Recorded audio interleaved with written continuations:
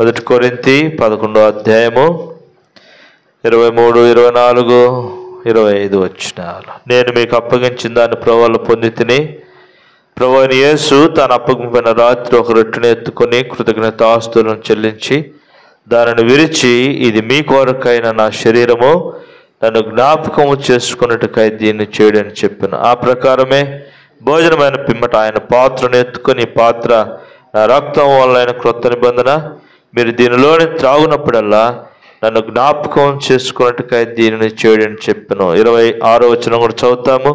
మీరు ఈ రొట్టెని తిని పాత్రలోని త్రాగునప్పుడల్లా ప్రభువు వచ్చే వరకు ఆయన మరణమును ప్రచురించుతారు. కాబట్టి ఎవడు అయోగ్యంగా ప్రభు యొక్క రొట్టెను తిననో లేక ఆయన పాత్రలోని త్రాగునో వాడు ప్రభు యొక్క శరీరమును గూర్చి రక్తమును గూర్చి అపరాధి యగును. దేవుడి వాక్యమును మన కొరకై ఆశీర్వదించునుగాక. దేవుని యొక్క వాక్యంలో బలలో పాలు పొందడానికి మనకు యోగ్యత అవసరమని దేవుని యొక్క వాక్యం జ్ఞాపకం చేస్తూ ఉంది. ఇక్కడ మనం చదువుతూ ఉన్నాం కదా, ఏం చదువుతూ ఉన్నాం? ఇక్కడ ఎవడు 27వ వచనం, కాబట్టి ఎవడు అయోగ్యంగా ప్రభు యొక్క రొట్టెను తిననో లేక ఆయన పాత్రలోనిది త్రాగునో వాడు ఏం చేయబడతాడంట? అపరాధిగా ఎంచబడతాడు. ఇందాక ఆరాధనలో మనం ఏం ధ్యానిస్తూ వచ్చాం? పాపముల చేతను అపరాధముల చేతను చచ్చిపోయినాను, నీవు నన్ను ఏం చేశావు? పాపముల నుంచి, అపరాధముల నుంచి, ధర్మశాస్త్రం యొక్క శాపము నుంచి, లేకపోతే శత్రువు యొక్క అధికారము నుంచి, దుష్ట యుగము నుంచి, అలాగే సమాధి స్థితిలో నుంచి మీరు నన్ను విమోచించావు ప్రభువా అని ఆరాధన చేస్తూ వచ్చిన. ఇప్పుడు బల్లాకు వచ్చేసరికి మళ్ళీ ఏమంటున్నాడంటే, మనం అయోగ్యంగా ఆయన యొక్క బల్లలో పాలు పొందితే మళ్ళా తిరిగి మనం ఏం చేయబడతామంట? అపరాధులంగా చేయబడతాం. కనుకనే అపరాధులంగా చేయబడతాం. అపరాధముల చేత, పాపముల చేత మళ్ళీ మనం అలాగే ఉండిపోతాం. బలహీనులంగా, రోగులంగా, నిద్రించే వారంగా ఉంటామని దేవుని యొక్క వాక్యం చెప్తుంది. అయితే ఈ బలలో పాలు పొందడానికి మనకు యోగ్యత ఏంటి? యోగ్యత ఏంటి? దేవుని యొక్క వాక్యమును మనం చూసినప్పుడు ప్రకటన గ్రంథంలో ఒక మాట మనం చదువుతాం. ప్రకటన గ్రంథంలోకి రండి. ప్రకటన గ్రంథంలో 5వ అధ్యాయంలో ఎవరు యోగ్యుడు అనే మాటను మనం చదివితే, ప్రకటన గ్రంథం 5వ అధ్యాయము 9, 10 వచనాలు కలిసి ఉన్నాయి. ఆ పెద్దలు, నీవు ఆ గ్రంథమును తీసుకొని దాని ముద్రలను విప్పుటకు యోగ్యుడవు. ఎవరు యోగ్యుడంట? మొట్టమొదటి యోగ్యత ఎవరంట? యోగ్యుడు ఎవరంట? మన ప్రభు అయిన దేవుడు. ఆయన యోగ్యుడిగా మనకు కనపడతా ఉన్నాడు.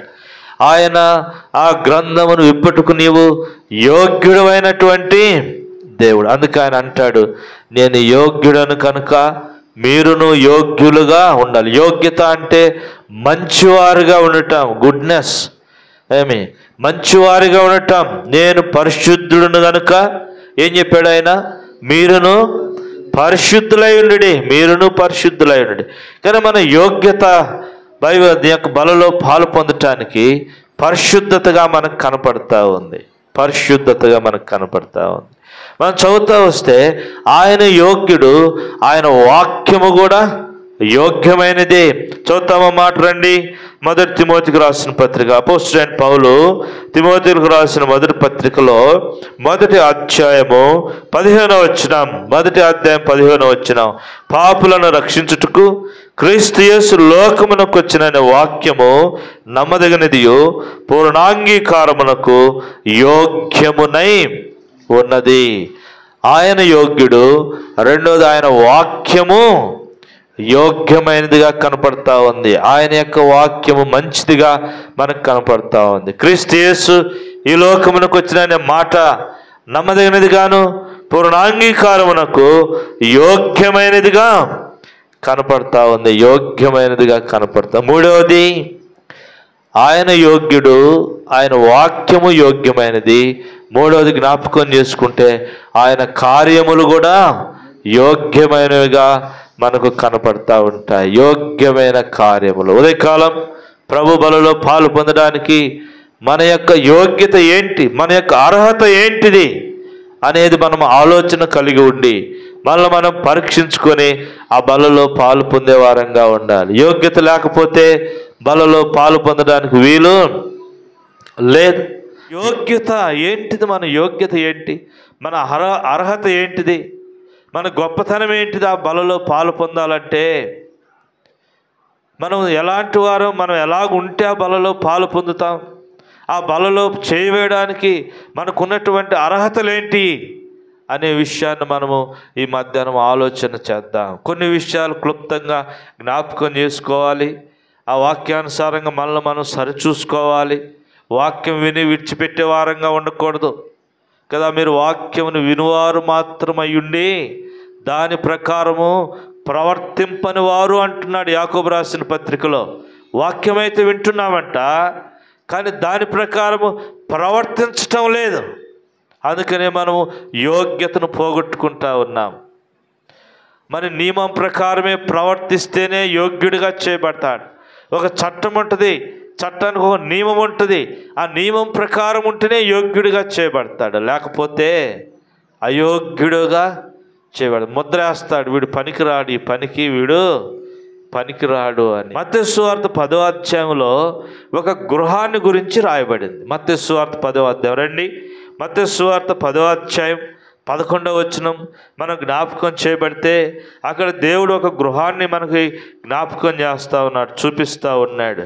మత్తయి సువార్త 10వ అధ్యాయము 11వ వచనం, జాగ్రత్తగా వాక్యం ఉండడానికి ప్రయత్నం చేద్దాం. 11వ వచనం, మీరు ఏ పట్టణములోనైనను గ్రామములోనైనను ప్రవేశించినప్పుడు అందులో ఎవడు యోగ్యుడో విచారణ చేసి అక్కడ నుండి వెళ్ళు వరకు అతని ఇంటనే బస చేయడు. ఏమంటున్నాడు? ఎవడు యోగ్యుడో ఆ ఇంట్లోనే మీరు ఏం చేయాలా? ఉండాలి. ఆ ఇంట్లోనే ఉండాలి. కానీ ఏ ఇంటికి పడితే ఆ ఇంటికి మీరు ఎవడు యోగ్యుడండి? ఎవరు యోగ్యుడు? దేవుని యొక్క వాక్యం ఇలా జ్ఞాపకం చేస్తుంది. అసలు ఎవరు యోగ్యులమంట? దేవుని యొక్క వాక్యంలో పౌలు అపోస్తలుడు ఈ మాట అంటాడు, నన్ను నేను మెచ్చుకుంటే నేను యోగ్యుడని కాదు, మరి ప్రభువు మెచ్చుకున్నవాడే యోగ్యుడు. ప్రభువు చేత మెప్పు పొందాలి, అప్పుడే మనం యోగ్యులంగా ఉంటాం. కానీ మనల్ని మనం మెచ్చుకుంటే నాకేం పర్వాలేదు. చూడండి, 2 కొరింథీయులు రాసిన పత్రిక 10వ అధ్యాయం 18వ వచనం. 2 కొరింథీ 10వ అధ్యాయము 18వ వచనంలో మనం చదివితే, ప్రభువు మెచ్చుకున్నవాడే యోగ్యుడు, కానీ తాను మెచ్చుకున్నవాడు యోగ్యుడు కాడు. ప్రభువు చెప్పాలి, నువ్వు బలలో పాలు పొందడానికి నీవు యోగ్యుడవు అని చెప్పాలి. వారు చెప్తున్నారు కదా యేసయ్య గురించి, నాయనా నీవు మాత్రమే ఆ గ్రంథాన్ని, ఆ పుస్తకాన్ని విప్పడానికి యోగ్యుడవు నాయనా. ఎందుకంటే నీవే మా కొరకే ప్రాణం పెట్టావు, నీవే మా కొరకే రక్తం చిందించావు, నీవే సర్వలోక పాపములను మోసుకుంటూ పోయావు ఆ కల్వరి శిలువలో. కనుక నా పని చేయడానికి నీవు అర్హత నీకే ఉంది, అర్హుడవు నీవే గొర్రెపిల్ల, నీకు ఆ యోగ్యత ఉంది. కానీ మరి ఎవరికి నీ యోగ్యత లేదు. మరి పరలోక రాజ్యంలోనంట ఒకసారి గొప్ప సభ జరుగుతూ వచ్చిందంట. ఏంటిది ఆ సభ అంటే, ఎవరు భూలోకానికి వెళ్ళి భూలోకములో ఉన్న ప్రజల కొరకై రక్తము చిందించి ప్రాణం అర్పించి రాగలుగుతారని సభ యొక్క ఉద్దేశం. ఆ సభ జరుగుతూ ఉంది. దేవదూతలు అందరూ వచ్చారు, మహాదేవదూతలు వచ్చారు, గొప్ప దూతలు వచ్చారు, అందరూ ఉన్నారు. అందరూ అనుకుంటున్నారు నన్ను పంపుతారు అనుకుంటున్నాడంట. ఎందుకు? వాళ్ళు అనుకుంటున్నారు నేనే యోగ్యుడును, నాకంటే యోగ్యుడు, నాకంటే అర్హుడు, నాకంటే మంచివాడు, నాకంటే అన్ని అర్హతలు కలిగిన వాడు ఎవడునూ లేడు, నాకంటే మంచిగా చేయగలిగిన వాడు ఎవడునూ లేడు అనుకుంటా ఉన్నారంట. ఇలాగా అందరు అనుకుంటా ఉంటే దేవుడు అన్నాడంట, వీళ్ళు ఎవరు కాదు, ఆయన కొడుకును చూసి, క్రీస్తుని చూసి, నువ్వు బోరా నాయన, కిందకు నువ్వు బోరా అన్నాడంట. అందరు అవాక్కైపోయారు. ఇదేంది, దేవుడు నన్ను పంపుతాడంటే నన్ను పంపలేదు, ఆయన పంపుతాడు, ఆయన పంపులు చూడయో, ఆయన కొడుకునే పంపుతున్నాడు. ఎందుకు అంటే ఆయన మాత్రమే యోగ్యుడు. గొర్రెపిల్ల నువ్వు యోగ్యుడవు, సిలువ మోయటకు నువ్వు యోగ్యుడవు, సిలువలో రక్తం చిందించడానికి యోగ్యుడవు, నీవు పరిశుద్ధుడవు, నీవు పాపము లేనివాడు. ఆ పని చేసి ముగించి తిరిగి రావడానికి నీకు మాత్రమే సామర్థ్యత కలిగిన దేవుడు. కనుకనే ఈ మధ్యాహ్నం ఈ బలలో పాలు పొందటానికి మనకున్న యోగ్యత ఏంటి చూడండి. కొన్నిసార్లు మనకు మనమే మెచ్చుకుంటూ ఉంటాం. మనకు మనమే శబాస్ శబాస్ అని భుజాలు ఏం చేస్తూ ఉంటాం, తడుక్కుంటూ ఉంటాం. నీకేం పర్లేదు శబాస్, నీకేం పర్లేదు, నువ్వే నెంబర్ 1 కదా, నువ్వే నెంబర్ 1, నీ తర్వాతనేరా ఏదైనా బాబు. సాతాన్ అంటది నీ తర్వాతనేరా ఏదైనా అన్నది కదా అనేది. సాతాను కూడా ఒకసారి ఇలా అనుకుందంట, వీళ్ళందరికంటే నేనేం తక్కువ, ఆయన కంటే నేనేం తక్కువ, ఆయననే ఎప్పుడు ఎందుకు ఆరాధించాలి, సభాపర్వతం మీద ఆ సింహాసనం మీద ఆయన యేసయ్య ఒక్కడే ఎందుకు కూర్చోవాలి, నాకు కూడా యోగ్యత ఉందిగా, నేను కూడా పోయి కూర్చుంటా అనుకుందంట. అది ఎక్కడ కూర్చుందాం అనుకుందంట, దేవుని సింహాసనం మీద కూర్చుందాం అనుకుందంట. దేవుడు ఆలోచన ఎరిగినవాడు. ఎప్పుడైతే ఆ చెడ్డ ఆలోచన తన హృదయంలో కలిగిందో ఏం చేశాడంట, సాతానుని, లూసిఫర్ అనే దూతని దేవుడు కిందకి పడదోశాడు. సువార్తలో లూకాసు వార్త 8వ అధ్యాయం 15వ వచనం మనం చదువుతాం. లూకాసు వార్త 8వ అధ్యాయము 15వ వచనాన్ని మనం చదువుతాం. లూకాసు వార్త 8వ అధ్యాయము 15వ వచనం మనం చదివితే అక్కడ ఏం రాయబడిందంటే, విత్తువాని యొక్క ఉపమానం రాయబడింది. మంచి నేల నుండి విత్తనములు పోలిన వారు ఎవరనగా, యోగ్యమైన మంచి మనసుతో వాక్యమును విని దానిని అవలంబించి ఓపికతో ఫలించువారు. యోగ్యతకు ఉండాల్సిన మొట్టమొదటి లక్షణం ఏంటంటే మంచి మనసు ఉండాలి. మంచి మనసు కలిగిన వాడు యోగ్యుడు. మంచి మనసుతో దేవుని యొక్క వాక్యాన్ని స్వీకరించాలి, ఆ వాక్యం ప్రకారం జీవించాలి, ఆ వాక్యం ప్రకారం మనం ఫలించే వారంగా ఉండాలి కదా, ఫలించే వారంగా ఉండాలి. ఒకసారి యేసయ్య ఒక చెట్టును చూశాడంట. ఏ చెట్టును చూశాడంట, అంజూరపు చెట్టు. జాగ్రత్తగా వినాలి. అంజూరపు చెట్టును చూశాడంట. ఆకలితో ఉన్నాడు, పచ్చగా ఉంది, ఆకులతో ఉంది. కనీసం నా ఆకలి తీర్చుకోవడానికి ఒక్క కాయైన ఒక్క ఫలమైన దొరుకుతుందేమోనని దానికి వెళ్ళి చూస్తే ఆకులు తప్పక ఫలములేమీ లేవు కదా. అంజూరపు చెట్టు ఒకటి నాటెను ద్రాక్ష వనములో, పోతారాదే పిందె లేదే, పచ్చని ఆకులతో ఉండే. పోతలు లేవు, పిందెలు లేవు. పోతుంటేగా పిందెలు రావడానికి, ఫలాలు పిందెలు ఉంటేగా కాయలు కాయడానికి, కాయలుంటేగా ఈ పండి ఫలాలుగా మార్చి అనేకులు ఆకలి తీర్చడానికి. దాంట్లో ఏమీ కూడా లేవు. కొన్నిసార్లు మన జీవితంలో అలాగనే ఉంటాం. పూతలు లేని వాళ్ళంగా, పిందెలు లేని వాళ్ళంగా ఉంటాము. పిందెలు లేని వాళ్ళంగా. ఒక మాట కూడా జ్ఞాపకం చేస్తాను. రోమీయులకు రాసిన పత్రిక 12వ అధ్యాయం 17వ వచనం. రోమీయులకు రాసిన పత్రికలో 12వ అధ్యాయము 17వ వచనాన్ని మనం చదివితే ఇక్కడ దేవుని యొక్క వాక్యంలో ఈ విధంగా రాయబడింది, కీడునకు ప్రతి కీడు చేయవద్దు, మనుషులందరి దృష్టికి యోగ్యమైన వాటిని గురించి ఆలోచన కలిగి ఉండుడి. మనుషులందరి దృష్టికి యోగ్యమైన వాటిని, మేలైన వాటిని చేయటమే మన యోగ్యత. మేలైన వాటిని చేయటం, మంచి మనసు కలిగి ఉండటం, మంచి హృదయాన్ని కలిగి ఉండటం, ప్రభు కొరకై ఫలాలను ఫలించటం, ప్రభు కొరకై మంచి కార్యములను చేయటం. ఏంటిది మంచి కార్యము?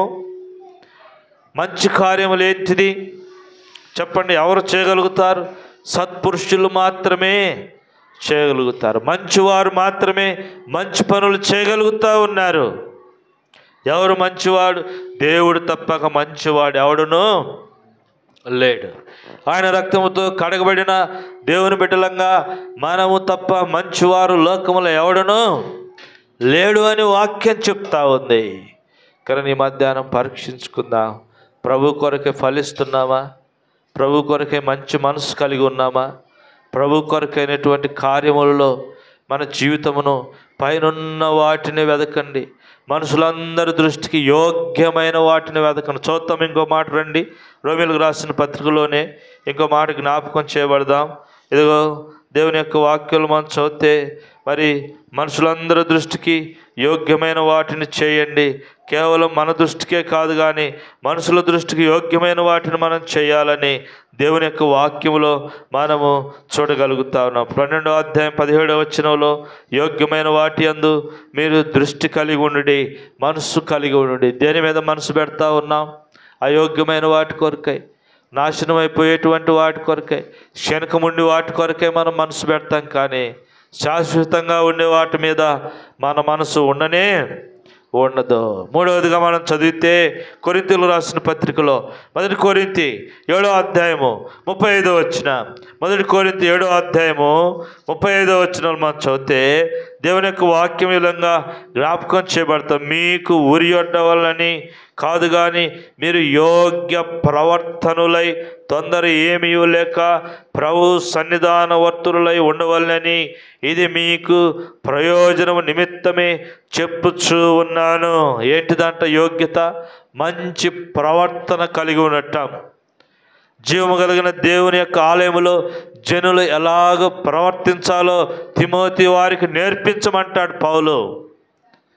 మన ప్రవర్తన ఎలాగుంది, మన ఆలోచన ఎలాగుంది, మన తలంపులు ఎలాగున్నాయి, మన మనసు ఎలాగుంది, మన కార్యములు ఎలాగున్నాయి, మనుషుల దృష్టికి యోగ్యమైన వాటిని గురించి మనం ఆలోచన కలిగి ఉంటున్నామా, మేలైన వాటిని మనం చేయగలుగుతా ఉన్నామా లేదా అనే సంగతులు మనము ఎరిగేటువంటి వారంగా ఉండాలి. పరీక్షించుకునే వారంగా ఏంటిది మేలైంది చేయటం, ఇతరుల ఎడల మేలు చేయటం ఏంటిది, కీడునకు ప్రతి కీడు చేయవద్దు. సాధ్యమైనంత వరకు మరి మేలైన వాటినే చేయమని దేవుని యొక్క వాక్యము చెప్తా ఉంది. మేలైనది ఏంటిది?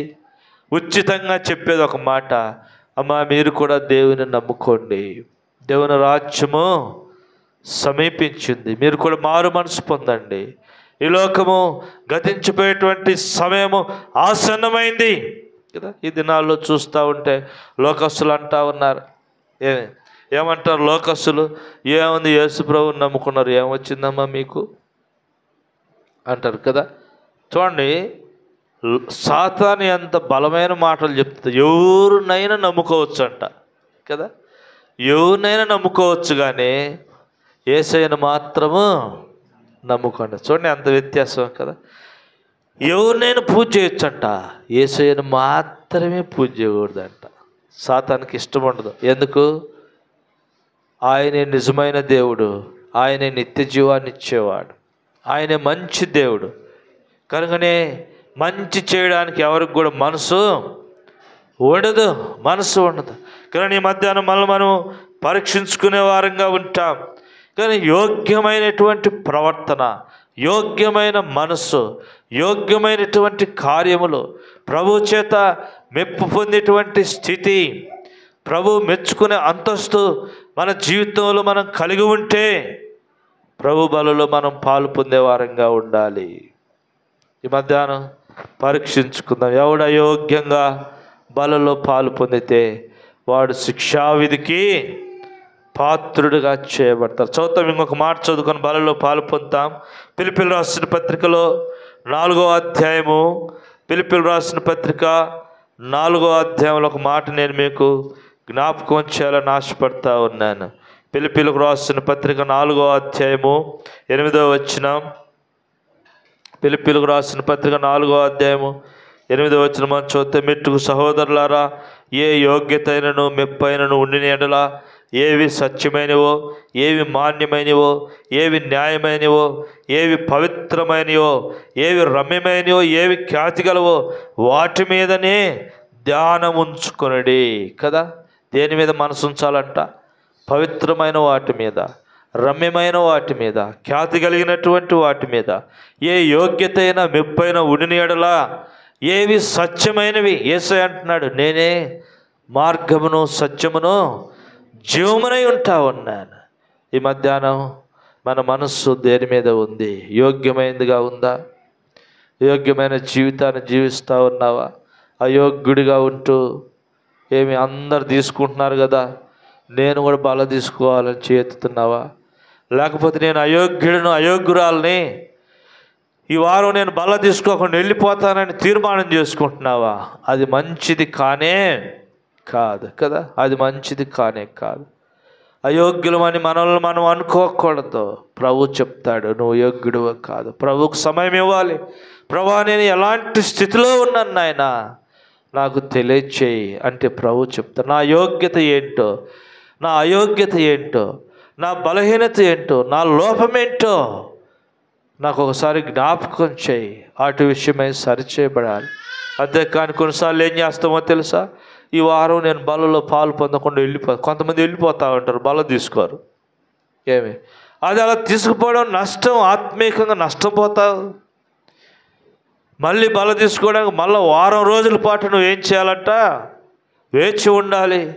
వారం రోజుల పాటు భోజనం చేయకపోతే నువ్వు ఎలాగుంటావు చెప్పు? బలహీనుడవుగా, బలహీనురాలుగా ఉంటావు. ఇంకా బలహీనమైన స్థితిలోనికి వెళ్ళిపోతావు.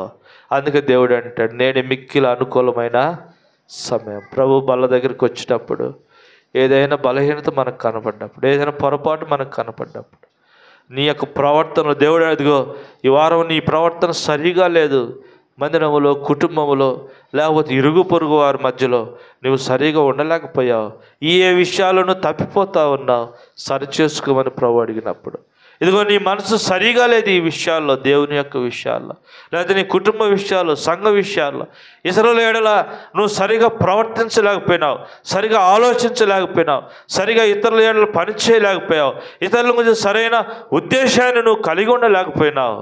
ప్రభు చెప్పినప్పుడు సరిచేసుకో. అవును ప్రభువా, నేను ఇతరుల గురించి చెడ్డగా ఆలోచించాను, ఇతరుల గురించి తప్పుగా మాట్లాడాను, ఇతరుల ఎడల తప్పుగా ప్రవర్తించిన వాడిగా ఉంటా ఉన్నాను. జీవము కలిగిన దేవుని మందిరంలో ఎలాగ ఉండాలో నేను నేర్పించబడుతూ కూడా దేవుని యొక్క సన్నిధిలో అలాగ ఉండలేకపోతా వచ్చాను. ప్రభువా, నన్ను కనికరించు. మేలైన వాటి మీద నా మనసు లేకుండా పోయింది, కేవలం భూ సంబంధమైన వాటి మీదనే. కొన్నిసార్లు నేను బాగలేని స్థితిలో ఉండి కూడా నాకు నేనే మంచివాడినని, నాకు నేనే యోగ్యునని గొప్పగా చెప్పుకుంటా ఉన్నాను. ఎవరు వల్ల అంటే ఆ పరిసయ్యుడు వల్లే. పరిసయ్యుడు, సుంకర్ ఇద్దరే కదా వెళ్ళింది మందిరానికి, ప్రార్థన చేయడానికి వెళ్ళారంట. ఈ మాటలు జ్ఞాపకం చేసుకుని బలలో పాలు పొందుతా. ప్రార్థన చేయడానికి వెళ్తే ఎవరు చెప్పాలా యోగ్యుడు, ఎవరు మంచోడు, ఎవరు చెడ్డోడు అని ఎవరు చెప్పాలా? ఆ గుళ్ళో ఉన్న దేవుడు చెప్పాలా. ఇప్పుడు ఇద్దరు వెళ్ళి ఇద్దరులో ఒకడు ముందుకు వెళ్ళాడు, ఒకడేమో అంత దూరంలోనే ఉన్నాడు, చర్చిలోకి కూడా రాలా. వాడు దూరంలో ఉండి అంటా ఉన్నాడు, అయ్యా నేను పాపిని, నేను మందిరంలోకి రావడానికి కూడా నేను యోగ్యుడను కాను, నేను అర్హుడను కాను, ఎందుకంటే నేను పాపిని. నేను ఏ పాప జీవితం జీవించానో, నా పాపాలు ఏమేం చేశానో నాకు తెలుసు కాబట్టి నేను అక్కడికి రావడానికి నాకు యోగ్యత లేదయ్యా, నన్ను కనికరించమని ఆకాశం వైపు నాకు కనులెత్తుటకైనను ధైర్యం చాలేదంట. ఆకాశం వైపు కనులెత్తటం అంటే ఏముంది ఆకాశంలో? ఆకాశము నా సింహాసనము, భూమి నా పాదపీఠం. ఉత్తర దిక్కున సింహాసనం మీద ఆసీనుడై ఉన్నాడు దేవుడు. ఆకాశంలో ఎవరున్నారంట? మహాకాశంలో పట్టజాలని దేవుడు ఉన్నాడు. ఇక్కడ ఆయన వైపు చూడడానికి ధైర్యం సరిపోవట్లేదు కదా. చేసుకొని